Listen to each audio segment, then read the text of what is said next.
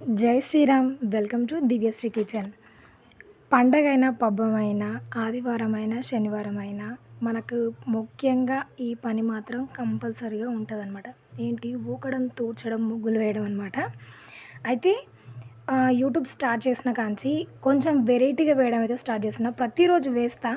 ఒక్కొక్క రోజు రెగ్యులర్‌గా 1 వీక్ ఒకే ముగ్గు వేయొచ్చు. కానీ ఇట్లా యూట్యూబ్‌లో పోస్ట్ చేస్తున్నప్పటి నుంచి మాత్రం వేసేదాన్ని కొంచెం క్రియేటివిటీగా నాకు నచ్చినట్టుగా ఈరోజు వేసింది రేపు వేయకుండా నాకు నచ్చినట్టుగా వేసుకుంటున్నాననమాట. కానీ రెగ్యులర్‌గా వేయడం మాత్రం కంపల్సరీ. ఈరోజు సండే అయినా కూడా నాకెందుకో ఇలాగ ముగ్గేయాలనిపించింది. నేను ఇలా డిజైన్స్ వేస్తూ ఉంటే మా పిల్లలు వెనక నుంచి మమ్మీ లాగునింతం అండ్ అలాగే తాగునింతం నేర్చుకుంటుందిరా అని ఇద్దరు ఫన్నీగా చెప్పుకొని నవ్వుకుంటారనమాట. ఇట్లా మా ఇంట్లో ఒకరి పైన ఒకరు సెటైర్లు బాగా చేసుకుంటారు. ఇట్లా నేనైతే నాకు ఈరోజు గడప మీద ఇలాగ అలంకరించాలనిపించింది. చాలా బ్యూటిఫుల్‌గా అనిపించింది. మీకెలా అనిపించిందో కామెంట్ సెక్షన్‌లో తెలియజేయండి. నిన్న నేనొక ఫంక్షన్‌కి అటెండ్ అయ్యానండి.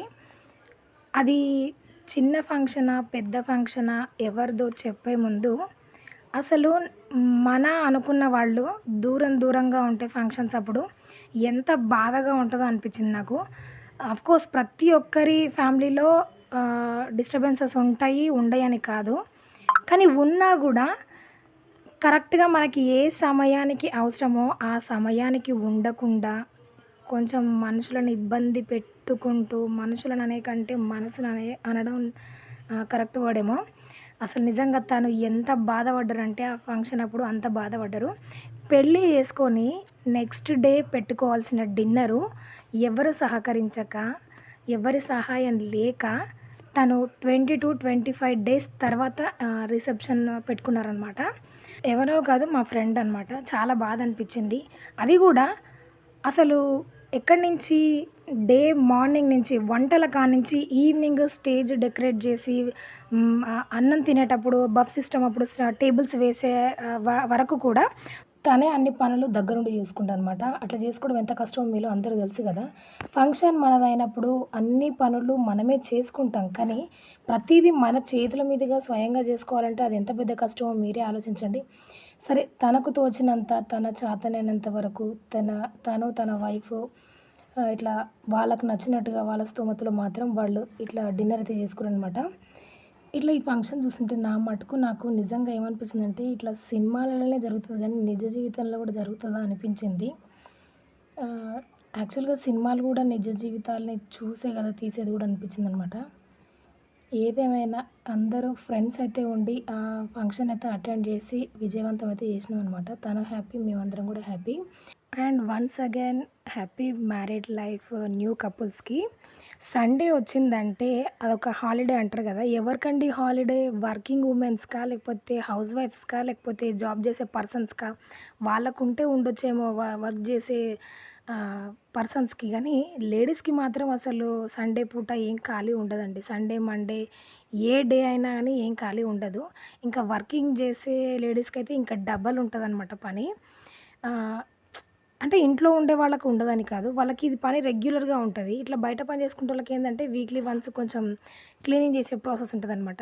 టవల్స్ పిండేసుకోవడం, 1 వీక్ టవల్స్ అండ్ అలాగే కర్టన్స్ పిండేసుకోవడము, ఇట్లా మిషన్స్ క్లీన్ చేసుకోవడము, చైర్స్ క్లీన్ చేసుకోవడము. 1 వీక్‌లో హడావిడిగా ఏమన్నా చేయలేని పనులుంటే అవన్నీ తీరిగ్గా ఆదివారం నాడు కూర్చొని క్లీన్ చేసుకోవడం అయితే ఉంటదనమాట నాకైతే. అంటే రెగ్యులర్‌గా ఇవి చేసే పనులనమాట. ఇట్లా మామూలుగా పైపైన దులిపేసుకోవడం. వీక్లీ వన్స్ ఒకసారి. నేనైతే డీప్ క్లీన్ చేయాలి అంటే ఒక 1 మంత్‌కి, 1 ½ మంత్‌కి అట్లా డీప్ క్లీన్ చేస్తా. అండ్ అలాగే వీక్లీ వన్స్ ఒకసారైతే ఇట్లా క్లీన్ చేసుకుంటాననమాట. లోపల వైపు గూడా ఇట్లా రబ్బర్ ఉంటది గదా! ఆ రబ్బర్‌లో డస్ట్ అంతా ఉంటది. దాన్ని మొత్తం తీసేసుకొని కాటన్ క్లాత్‌తో అది తడి ఉండకుండా మొత్తం పొడిగా ఉండేటట్టు తుడిచిపెట్టుకుంటే చాలా బావుంటదనమాట. షైనీగా ఉంటది. అండ్ అలాగే చికెన్ అందరూ వండుతారు. ఒక్కొక్కరి చేత్తోటి ఒక్కొక్క టేస్ట్ ఉంటదనమాట. అది చెయ్యి వాటం అంటారు గానీ కాదండి. డిఫరెంట్ మసాలాల కాంబినేషన్ తోటి టేస్ట్ అనేది మారిపోతది. అయితే నాకొక వంట మనిషి చెప్పిన మసాలా ఏంటి అంటే, మనం చికెన్ వండిన తర్వాత మసాలా వేస్తాం అండ్ అలాగే కొంతమంది కొబ్బరి పొడి చేసి వేస్తాం గదా! అలా గాకుండా ఇట్లా కలిపి జేయండి టేస్ట్ చాలా బావుంటదని జెప్పిండ్రనమాట. ఒక చిన్న కొబ్బరి ముక్క ఎండుదనమాట. అందులో కొంచెం ఆయిల్ కంటెంట్ ఎక్కువ ఉండేటట్టు జూడండి. అంటే ఎక్కువ డ్రైగా ఉన్నది. అది డ్రై రోస్ట్ వేసుకున్న తర్వాత 3 ఇలాచీలు, 2 లవంగాలు, కొంచెం చెక్క, కొంచెం సాజీర, దాంతో పాటు ఒక టేబుల్ స్పూన్ జీలకర్ర అండి. మస్ట్ అండ్ షుడ్‌గా జీలకర్ర వేసి చూడండి, టేస్ట్ డిఫరెంట్‌గా ఉంటది. అండ్ అలాగే ప్లెయిన్ ధనియా పొడి, స్టవ్ ఆపేసిన తర్వాత ప్లెయిన్ ధనియా పొడి అండి, లేదంటే మాడిపోతది.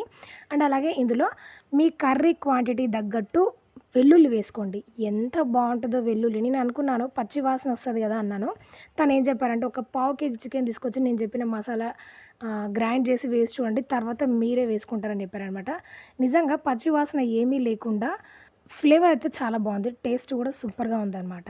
అయితే చికెన్ క్వాంటిటీ తగ్గట్టు వెల్లుల్లి వేసుకోండి. నేను ఒక హాఫ్ కేజీ కంటే కొంచెం ఎక్కువగా ఉంది చికెన్. దానికి నేను ఒక 5 వెల్లుల్లి యాడ్ చేశాననమాట. ఒకవేళ మీరు కేజీ క్వాంటిటీ చేస్తున్నట్లయితే ఒక 7-8 యాడ్ చేయండి. అంతకంటే ఎక్కువ అవసరం లేదు.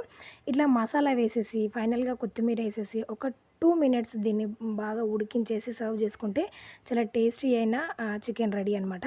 అండ్ అలాగే గ్రేవీ కన్సిస్టెన్సీ కూడా కొంచెం థిక్‌గా ఉంటదనమాట. ఇట్లా కొబ్బరి పొడి ఏయడం వల్ల ఒక్క 2 నిమిషాలు కుక్ చేశారంటే ఇది మనకి కొంచెం థిక్‌గా అవుతుందనమాట. ఇట్లా ట్రై చేసి చూడండి, ఎలా వచ్చిందో కామెంట్ సెక్షన్‌లో తెలియచేయండి. మీ ఫ్రెండ్స్‌కి కూడా షేర్ చేయండి. ఈరోజు షాప్ కాడ అయితే ఇలాగ స్క్వేర్ నెక్ తోటి ఒక బ్లౌజ్ స్టిచ్ చేసిన అనమాట.